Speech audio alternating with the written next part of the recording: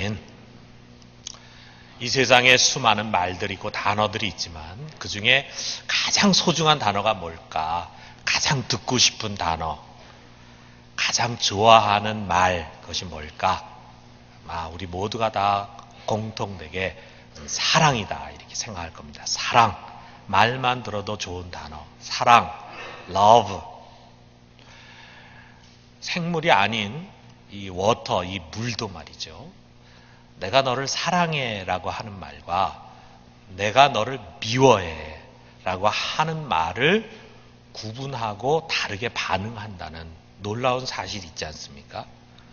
자, 우리가 나무를 키우는데, 화초를 키우는데 물을 주면서 매일 내가 널 사랑한다, 난 널 좋아해, 이렇게 사랑의 언어를 계속 주면서 키운 화초는 잘 자라는데, 저주를 하면서 키운 그런 화초는 말라 죽더라 이거죠. 자, 이런 미물도 사랑이라고 하는 말을 알아듣는다고 한다면 우리 사람이 어떻겠습니까? 사랑을 잘 먹고 자라난 사람은 건강하죠. 그러나 매일 욕먹고 또 부정적인 이야기를 듣고 자라는 사람은 내면이 건강하기가 어렵죠. 여러분, 우리의 짧은 삶의 여정을 돌아보면은 우리의 가장 기억에 남고 싶은 사람은 유능한 사람이 아닙니다. 잘난 사람, 예쁜 사람, 훌륭한 사람이 아닙니다. 나를 사랑해 준 사람, 그 사람을 우리는 기억하고 싶어 해요. 정말 나를 이해해 주고 또 나를 존귀하게 여겨주고 그리고 나를 인정해주고 그리고 나를 따뜻하게 배려해주고 사랑해줬던 사람, 그 사람을 우리가 간직하고 싶어 해요. 그런 사람이 많으면 많을수록, 과거에 그런 사람이 많았으면 많았을수록, 또 지금 살아가는 나의 삶의 주변에 그런 사람이 많으면 많을수록 나는 행복한 사람입니다. 그런데 우리가 언뜻 주위를 둘러보면요, 나를 정말 사랑해주는 사람이 그렇게 많지가 않다는 걸 느낍니다. 어떤 분들은 아마 아무도 생각이 안 나는 그런 분도 있을지 모르겠어요. 도대체 나를 사랑하는 사람이 누군가 둘러보니까 머릿속에 떠오르지를 않아. 나를 사랑해주는 사람이 아무도 없다라고 한다면 그 원인이 어디 있든지 간에 그 사람 불행한 사람입니다. 그 사람이 돈이 많건 의리의리한 집에서 살건 또 그 사람이 좋은 직장을 갖고 있건 아주 높은 직책을 갖고 있건 상관하지 않고 사랑받지 못하는 사람은 불행한 사람이에요. 정말 이 광야와 같은 세상을 우리가 살아가면서 말이죠. 사랑, 이해, 용서, 격려, 위로 이런 게 얼마나 필요합니까? 매일 우리에게 용기를 주는 분이 있다면 얼마나 좋겠어요. 그러므로 우리가 하나님께 나가야 합니다. 여러분, 우리가 하나님께 나가서 그것을 매일매일 얻어야 합니다. 하나님에게는 그것이 풍족하고 하나님은 늘 그 일을 하기를 원하시는 거예요. 여러분, 우리 사람의 사랑이라는 게 참 중요하긴 하지만 그 사람의 사랑은 좀 변하기가 쉽습니다. 그래서 때로는 우리가 줄타기 하는 것 같은 긴장감을 느껴요. 사람과 사람 사이의 관계를 우리가 맺어가면서 면은 알게 모르게 줄다리기 하는 것 같은 그런 팽팽함도 느끼게 됩니다. 우리가 지금까지 살아온 삶을 보면은 한때는 진짜 사랑을 하고 사랑을 받았어요. 그런데 어떤 일로 인해서 소원해지거나 심지어는 원수가 되는 그런 관계도 많이 있잖아요. 그때는 그래서 진짜 날 사랑했거든. 나도 사랑했거든. 그런데 지금은 아니에요. 그런 관계들이 참 많잖아요. 이 사람의 사랑은 자꾸 변하더라 이거죠. 그러다 보니까 지금은 나를 사랑한다고 하지만 언젠가 나에게 대해서 실망을 느끼고 냉담해질지 모른다는 불안감이 항상 있지 않습니까? 그래서 나의 약한 모습이나 추한 모습, 상대방의 실망한 모습을 되도록이면 감추려고 하고 숨기려고 해요. 보여주지 않으려고 그래요. 그만큼 사람 사이에는 긴장이 있다 이거예요. 그런데 하나님은 아닙니다. 우리 하나님으로부터 오는 사랑은 우리가 무엇으로 표현할까요? 변함없는 따스함, 긴장감이 없는 푸근함, 다함이 없는 풍성함. 그게 우리 하나님의 사랑을 표현할 수 있는 언어인지 모르겠습니다. 마치 비행기를 타면서 우리가 경험하는 느낌인데, 여러분 소형 비행기 타보신 적 있을 거예요. 한 50명 정도가 타는 비행기. 자, 우리가 이렇게 멀리 가는 국제선을 타면은 큰 비행기를 타지만 거기서 내려가지고 또 조그만 도시로 가게 될 때는 대개 승객이 많지 않으니까 큰 비행기가 아니라 작은 비행기를 운영합니다. 그러면 작은 비행기일수록 타면은 잘 흔들리죠. 또 낮게, 고도를 낮게 해가지고 타게 되면 흔들립니다. 또 아주 짙은 구름 속으로 들어가면은요, 위기감을 느낄 때가 있잖아요. 우리가 큰 비행기도 이렇게 착륙하기 전에 두꺼운 구름 속을 통과하게 될 때 막 흔들리죠. 이렇게 비행기가 작고 낮은 고도를 비행하게 되면은 많이 흔들립니다. 그런데 큰 전보 비행기, 한 300명, 400명 타는 전보 비행기를 한 2000m 상공에서 이제 운행하게 되면은 진짜 조용하죠. 흔들림이 없어요. 저 밑에 구름이 보이고, 그리고 파란 하늘 가운데로 이제 비행기가 가는데 아무 흔들림이 없잖아요. 그러니까 우리가 고도로 올라가면은 비행기의 그 안전띠를 꼭 해야 된다는 등이 꺼지면서 안전띠 풀어도 된다 그러잖아요. 또 바다도 마찬가지입니다. 이 바다라는 게 항상 이게 흔들리고 파도가 치는데, 때로는 폭풍이 불거나 또는 태풍이 불면은 막 10m, 20m 높이의 파도가 치게 되면은 큰 배도 엎어질 수가 있습니다.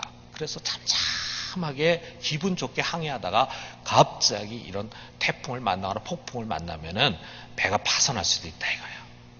그런데 그렇게 바다 표면에서는 막 그 바람에 의해서 항상 수시로 변화가 불쌍한데, 저 수심 2000m 깊이 밑으로 내려가면 그때부터 우리가 심해라 그러는데, 그 심해로 들어가면은요 그런 게 전혀 없어요. 항상 잠잠하다고, 뭐 밖에 태풍이 불건 뭐가 몰아치건 전혀 상관이 없어요. 잠잠합니다. 여러분, 하나님의 사랑은 이와 같아요. 바람이 불고 뭐 파도가 치고 해도 변함이 없어요.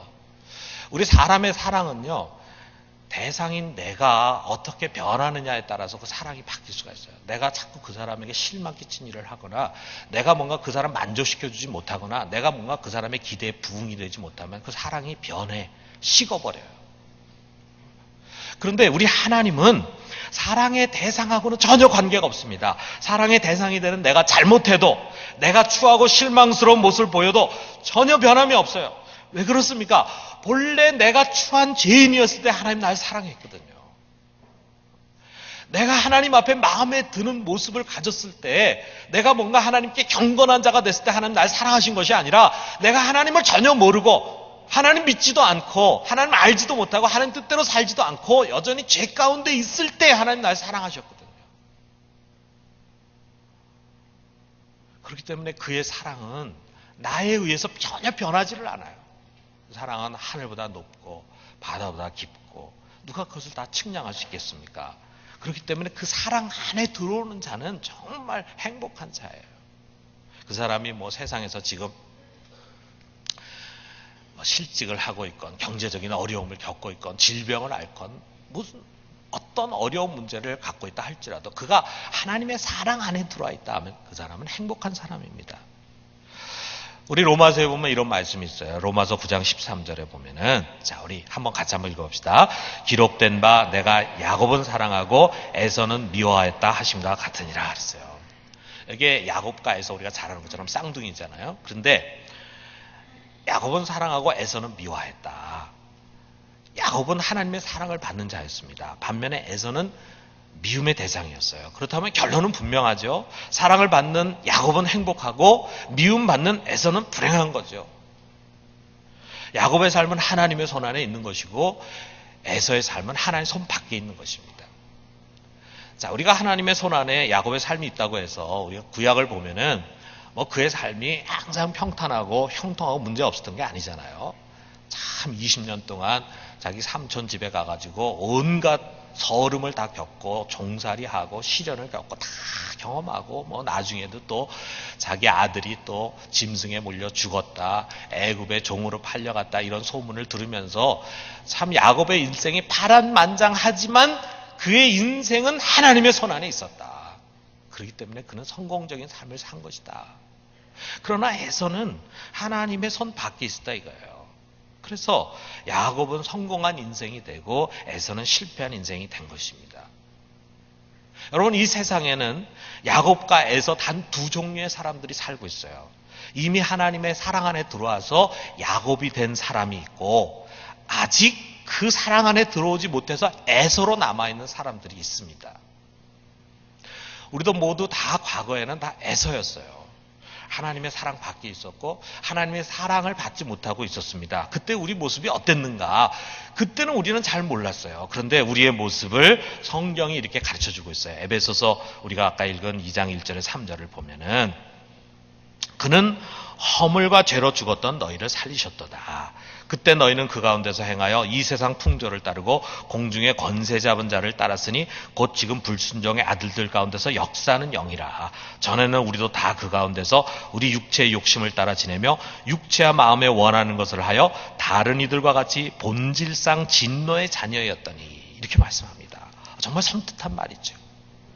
우리 중에 예수를 믿기 전에 자기가 이런 영적인 상태에 있었다는 것을 안 분이 있었을까요? 또 지금 안 믿는 사람들 중에 자기가 이런 위험한 영적인 상태에 있다는 것을 안다면은 안 믿을 수 없겠죠. 막 뒤쳐서 교회 안에 들어오려고 하겠죠. 근데 모른다 이거예요. 이거를 성경은 우리에게 가르쳐주고 있습니다. 그런데 여기서 1, 2, 3절에서 말하는 것을 한마디로 이야기한다면 뭐냐? 우리가 본질상 진노의 자녀다. 하나님 앞에 근본적으로 우리는 진노의 자녀다. 그 말은 뭐냐면 하나님이 우리를 보기만 하면 화가 나, 분노가 나요. 여러분, 그런 자녀가 혹시 있을지 모르겠어요. 그 자녀만 보면은 화가 나. 막 그냥 때려 죽이고 싶을 정도로 막 화가 나. 어떤 자녀 보면은 막 너무 사랑이 넘치고 너무 자랑스럽고, 그런데 어떤 자녀는 막 그 자녀 생각만 하면은 막 분노가 치밀어, 막 혈압이 올라가. 그런 자녀 있는지 모르겠습니다. 그런데 하나님이 우리만 생각하면은 막 진노가 막 끓어오르는 거예요. 그래서 하나님이 거기서 그냥 탁 치면은 끝이에요. 왜 그렇게 분노하십니까? 왜 그러겠어요? 뭐 예쁜 구석이 하나도 없다 이거죠. 여러분과 저나 옛날에 하나님 밖에 있었을 때는요, 예쁜 구석이 하나도 없었습니다. 그걸 여기에 표현하잖아요. 우리가 하나님 말씀을 쫓는 게 아니라 세상 풍조를 쫓아. 그리고 우리의 참된 주인 대신 하나님을 주인으로 모시고 사는 것이 아니라 오히려 하나님의 대적자가 되는 세상 공중의 권세 잡은 자, 누구겠습니까? 마귀잖아요. 마귀를 추종하고 다니는 거예요. 마귀 좋다고. 그러면서 자기 육체 욕망을 쫓아 살아가고 몸과 마음이 이끄는 대로 살아갑니다.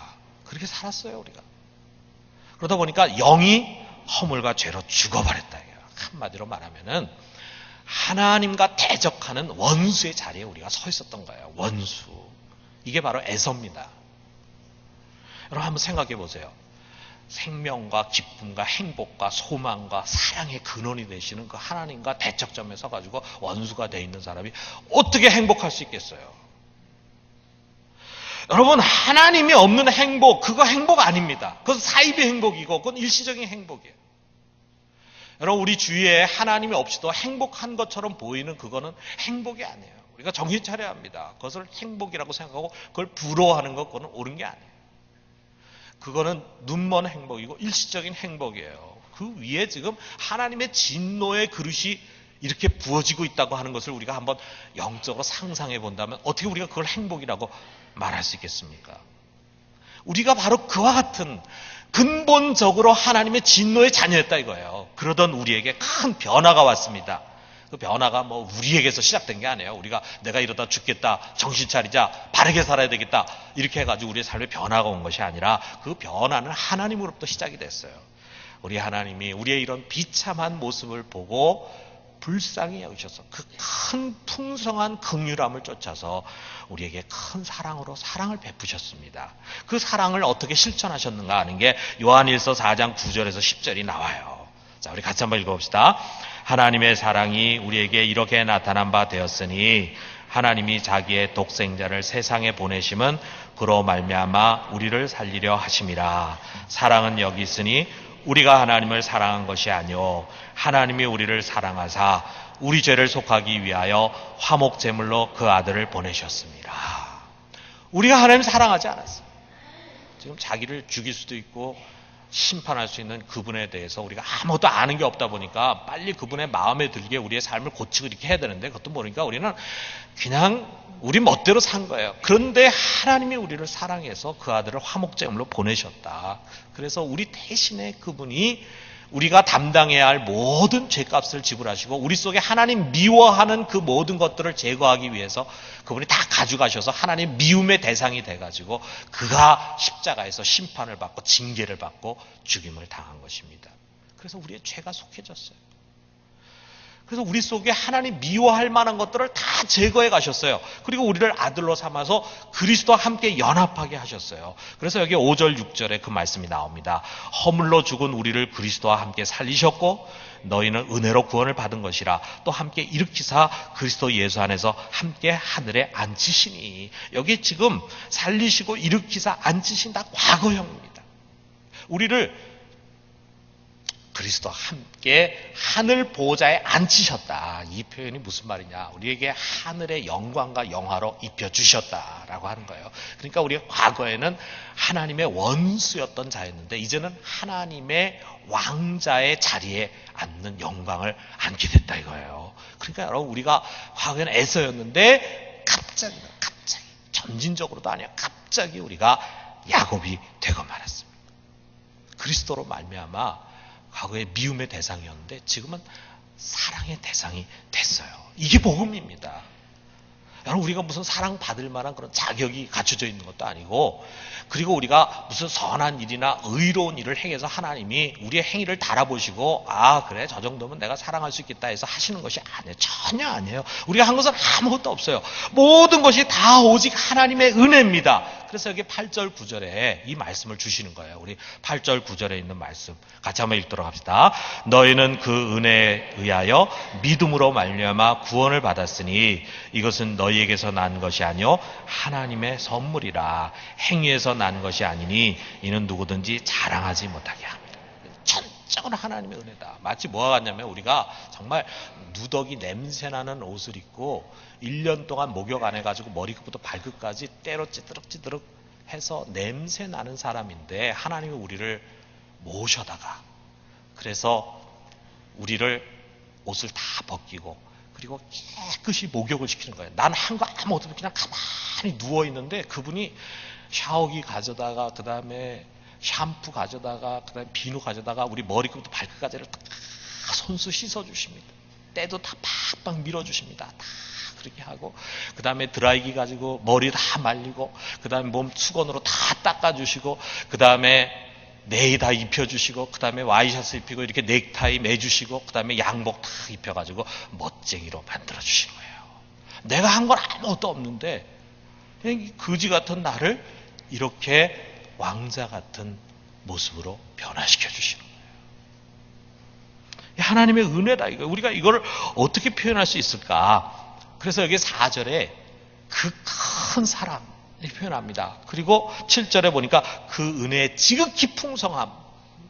이걸 우리가 어떻게 잴 수가 없다. 그 은혜가 너무 크다. 우리에게 대한 은혜가 너무 크고 그 사랑이 너무 커. 그 다음에 로마서 5장 5절에 바울은 또 이렇게 표현합니다. 우리에게 주신 성령으로 말미암아 하나님의 사랑이 우리 마음에 부음받음이니 그 사랑이 우리에게 막 쏟아 부어진 거예요. 하나님의 일방적인 사랑입니다.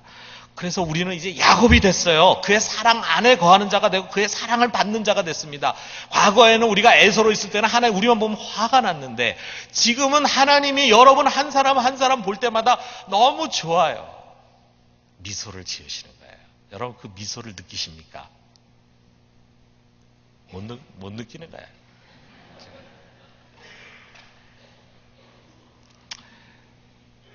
자, 이 말은 나에 대한 하나님의 사랑이 과거에 나를 구원하는 일회용으로 나를 사랑하신 것이 아니라 지금도 계속해서 똑같은 사랑으로 사랑하시고 또 앞으로도 영원히 변함없이 그 사랑으로 우리를 사랑하신다.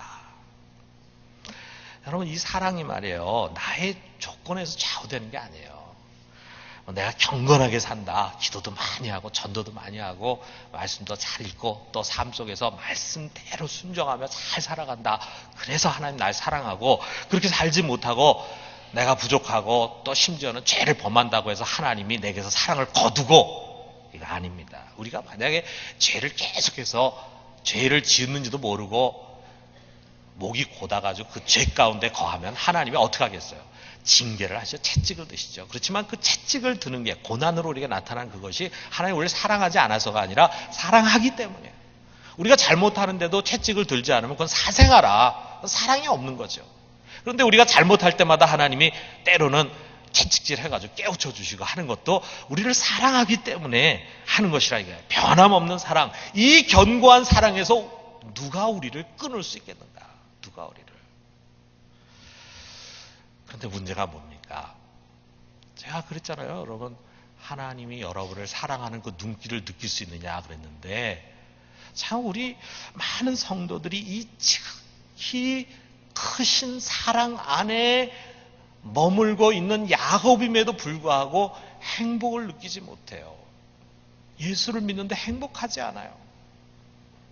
왜 그렇습니까? 사랑을 느끼지 못해. 신뢰하지 못해. 여전히 자신을 에서처럼 생각합니다. 하나님이 자기를 에서처럼 볼 거라고 생각해. 하나님을 두려워합니다. 하나님을 생각할 때 정말 나를 바라보시면서 참 푸근하고 만족스러워 하시는 그런 인자한 얼굴을 생각하는 것이 아니라 나에 대해서 참 불만족스럽고 그래서 화가 나 있는 그런 하나님의 모습을, 이미지를 자꾸 떠오른다고요. 왜 그렇습니까? 우리가 우리 자신 잘 알잖아요. 우리 자신을 바라보면은 한심스러운 데가 한두 군데가 아니죠. 교회 집사라고 하는데, 장로라고 하는데, 목사라고 하는데, 나 자신을 보면은 참 한심하게 살아가는 게 너무 많아. 이런 나의 모습을 보고 내가 먼저 실망하고, 내가 먼저 분노해. 이럴 수가 있는가? 내가 먼저 실망하고, 내가 먼저 분노하니, 그 완전하신 하나님 나를 보면서 얼마나 실망하고, 얼마나 분노하겠는가? 우리가 이런 생각을 갖습니다.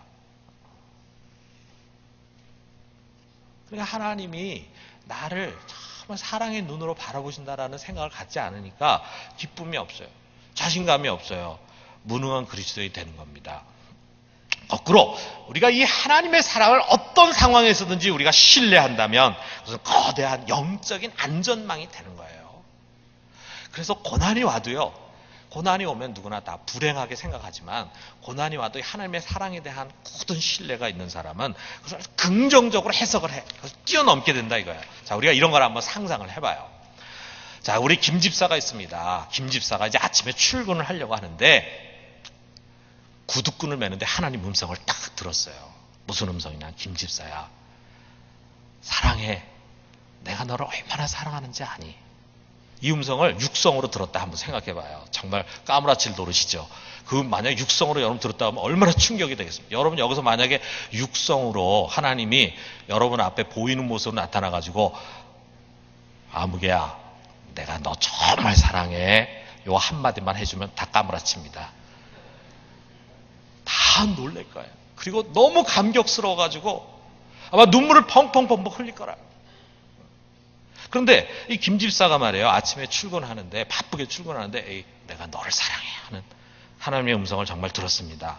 막 가슴이 터진다는 감동을 가지고 이제 출근길에 올라선 거죠. 그래가지고 직장에 갔어요. 근데 직장에 갔는데 일이 터졌어.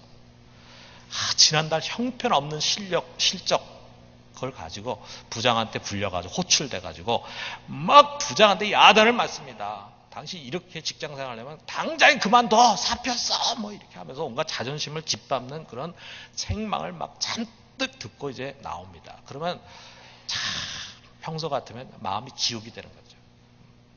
그리고 내가 이놈의 직장을 다녀야 되나.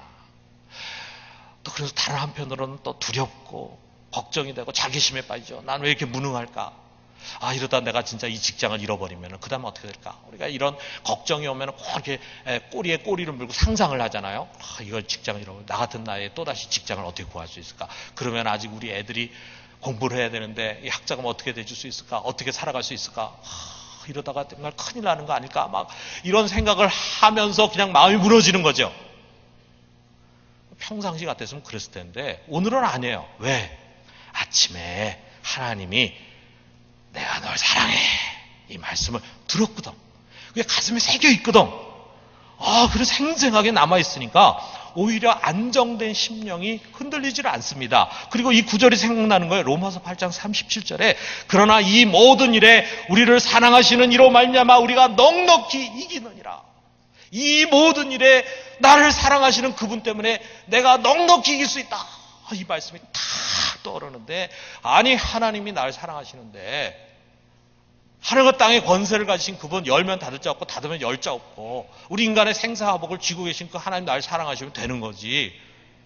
내가 겁낼 게 뭐가 있어. 이거 아무것도 아니야 하면서 승리하게 되는 거예요. 승리하게 되는 거예요. 그럼 왜 이런 음성을 우리가 듣지 못합니까? 하나님은 성령 안에서 끊임없이 이 말씀을 하십니다. 그런데 우리가 믿음의 귀가 열리지 않는 거예요. 하나님은 끊임없이 말씀하세요. 우리가 마치 여러분 방송이라는 게 24시간, 예를 들어 극동방송도 24시간 방송이 되면서 수많은 목사님들의 설교가 나오잖아요. 그런데 일주일 내내 그 설교를 한마디도 듣지 못할 수 있어요. 내가 그 주파수에, 극동방송 주파수에 라디오 맞추지 않으면 못 듣습니다. 수많은 설교가 쏟아져 나오고 있는데 내가 그 주파수 맞추지 않으면 못 듣는다 이거예요.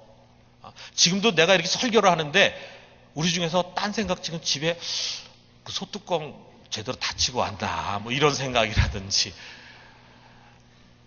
또 좋으시고 있는 분들이 있으면 안 들리는 거죠. 하나님 말씀하시는 거예요. 말씀 안 하시는 게 아니라 끊임없이 사랑의 고백을 우리에게 주시는데 불구하고 우리가 그에게 믿음의 귀를 열지 않다 보니까 그걸 듣지를 못해요. 듣지 않다 보니까 자기 생각으로 꽉 차 있어요. 그 자기 생각 속에서는 하나님 자기 사랑하지 않는 것 같아.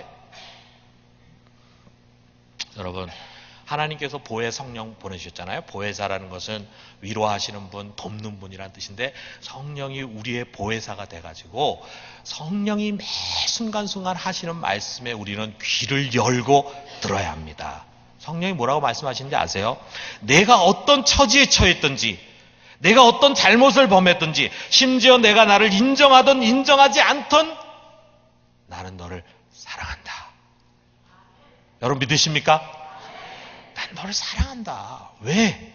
우리가 더 이상 에서가 아니라 야곱이기 때문이에요. 야곱. 저도 이게 신앙생활 하다 보면 어느 날 크게 영적으로 실패할 때가 있어요. 막 영적으로 막 침체가 오는 거죠. 근데 한 번은 제가 깊은 영적인 실패가 있었습니다. 침체가 왔는데 내가 왜 그랬을까? 그건 옳은 길이 아니었는데 알면서도 내가 왜 그 길에서 돌아서지 못했을까? 막 이런 자책감이 오는데 이제 기도실에 앉아도 내 자신의 모습이 너무 실망스럽고 내가 한 일이 너무 후회스럽고 그러면서 막 고통스러우니까 기도도 잘 안 되는 거죠. 그리고 하나님 앞에 감히 나아가는 것이 너무 힘든 거죠. 뭔가 하나님과 나 사이에 아주 큰 담이 있고 구렁이 있다는 그런 생각이 막 드는 거죠. 그런데 말이에요. 그 순간에 참 하나님의 변함없는 사랑의 손길이 딱 내게 닿음을 느낀 거예요. 아마 우리 중에서 그런 경험을 하시는 분들이 많이 있을 것입니다. 근데 하나님이 이 실패한 나를 말이에요. 품어주시는 거예요. 쓰다듬어 주시는 거예요. 그리고 용서해 주시는 거예요. 그 손길. 변함없이 널 사랑해 하시는 그 하나님의 음성을 느끼는 거예요. 그러면서 그냥 눈물이 막 흘러내리는 거예요. 막 눈물이. 우리가 그 하나님의 사랑 앞에 감동받지 않을 사람이 누가 있습니까? 사랑받을 수 없는 그런 사람을 이렇게 사랑하시는 그 하나님 앞에 감동되지 않을 사람이 누가 있겠냐 이거예요. 내가 너를 사랑한다. 하나님은 하루에도 수백 번, 수천 번 이 말씀 하실 것입니다. 그런데 우리가 하루에 단 10번만이라도 아니 하루에 단 3번만이라도 이 하나님의 음성을 이 하나님의 사랑의 고백을 진정 믿음으로 듣고 가슴으로 받아들인다면 정말 이 광야와 같은 세상 끊임없이 우리를 지치게 만들고 우리를 유혹해서 우리를 실패하게 만드는 이 세상 속에서 우리의 영혼은 소성함을 받을 것입니다. 이 음성을 듣게 되기를 주님의 이름으로 축원합니다. 여러분 믿음의 귀를 열고 이 음성 들으세요. 들으세요. 저희가 독일에서 귀국을 하고 얼마 안 있다가 어떤 사람 통해서 이제 개를 한 마리 받았어요.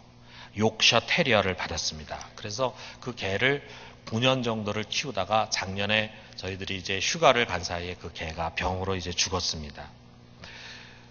사실 저는 개를 참 좋아하는데 시추같이, 여러분 시추 키우는 분 있겠지만 시추같이 좀 순하고 좀 말 잘 듣는 그런 개를 키우고 싶었어요. 그런데 우리의 의지하고는 상관없이 이 개가 덜컥 우리 집에 왔는데 이 개는 얼마나 예민하고 변덕스러운지 몰라요. 욕셔 테리아가 좀 똑똑하긴 한데 참 예민하고 변덕스럽습니다. 그래서 자기 기분이 좋으면 벌써 혓바닥에 이렇게 나와요. 이렇게 개 키우면 혓바닥에 계속 이러고 다닙니다. 기분이 좋다는 거죠, 벌써. 혓바닥 나올 때는 무슨 짓을 해도 개가 다 받아줍니다. 그런데 갑자기 기분이 안 좋아지는 거예요. 갑자기. 제가 9년을 키우는데 얘가 왜 갑자기 기분이 안 좋아질까를 여러 가지로 관찰했는데 답이 잘 안 나오더라고요. 그러니까 참 이 개가 변덕스러운 개예요. 그래가지고 하여튼 뭐에 좀 이렇게 집착을 하거나 또는 뭐 주인하고 같이 있는 게 지루하다 이거, 재미없다 이거죠. 그럼 벌써 시푸둥해져가지고 애가 기분이 벌써 쫙 가라앉습니다. 이렇게 하는데 애가 이렇게 변했는데 그것도 모르고 그냥 만졌다가는 이 개가 왕 하고 물어버리는 거예요. 그래가지고 우리 석사모가 많이 물렸습니다. 제가 집에 가면은 여보 하면서 이렇게 손가락을 딱 보이는데 그래서 개한테 물린 거예요. 야, 그렇게 오랫동안 같이 있었던 주인도 막 무는 거라, 이 개가. 그래, 좀, 이렇게 손님들도 오고 그러면은, 우리가 목사 집이니까, 우리 교인들도 오고 이렇게 해야 되잖아요? 근데, 이러면 개 때문에, 개가 손님이 와서부터 갈 때까지 짖는 거예요. 계속. 그러니까, 얼마나 신경이 막 날카로워지겠어요. 그러니까 저희가 중간에, 이게 안 키웠으면 좋겠는데 하는 생각도 좀 들었어요. 그런데, 그렇다고 어떡합니까? 그 개를 뭐 내보냅니까? 남을 줍니까? 그러니까 우리가 이렇게 돌아보니까 이 개 문제가 참 많았음에도 불구하고 우리가 이 개를 참 사랑하더라고. 사랑하게 되더라고요. 왜 그러냐? 우리 개니까 그래요. 우리 개니까. 우리 식구니까. 아주 못된 놈이었습니다. 변덕스러운 놈이었습니다. 그리고 올 때부터 몸에 피부병이 많이 나 있었어요. 그래서 피부병이 있다 보니까 하루만 잘 안 씻겨줘도 막 냄새가 나고 그러는 참 형편없는 놈이었는데 그럼에도 불구하고 우리는 사랑했어요. 정말 이 개를 사랑했어요.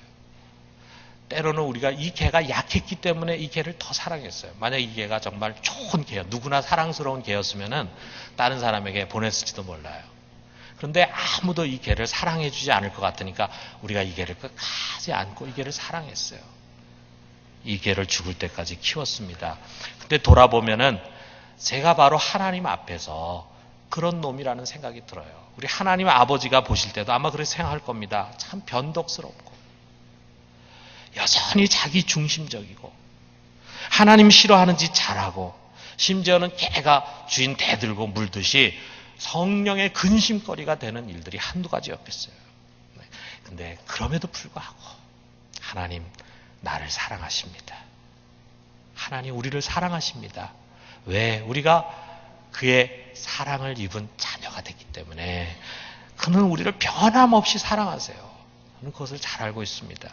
여러분, 하나님은 멀리 계신 분, 두려우신 분이 아닙니다. 여러분 사랑하십니다. 변함없는 사랑입니다. 이 사랑을 매일 느낍시다. 매 순간 그 사랑의 음성을 들읍시다. 그러면은 우리 영혼은 견고해질 것입니다. 어떤 어려움과 시련과 도전에도 흔들리지 않을 것입니다. 우리의 심령은 안정될 것입니다. 여러분 행복한 야곱임을 잊지 마십시오. 아울러서 우리 주위에 에서들이 많이 있잖아요. 여전히 하나님의 미움의 대상이에요. 본질상 진노의 자녀입니다. 그들이 행복하게 되는 길은 오직 하나밖에 없어요. 돈도 아니고 쾌락도 아니고 명예도 아니에요. 예수 믿고 하나님의 사랑 안에 들어와서 야곱이 돼야 합니다. 이 에서들로 하여금 야곱이 될 수 있도록 할 책임이 여러분과 나에게 주어져 있습니다. 우리 다음 주에 새생명 축제인데 이번 한 주간 동안 우리가 기도하면서 수많은 에서들 찾아가서 그들이 어떻게든지 주님 앞에 나와 하나님의 사랑을 받는 야곱으로 변화되는 그 기쁨을 우리 모두가 맛볼 수 있기를 주님의 이름으로 축원합니다.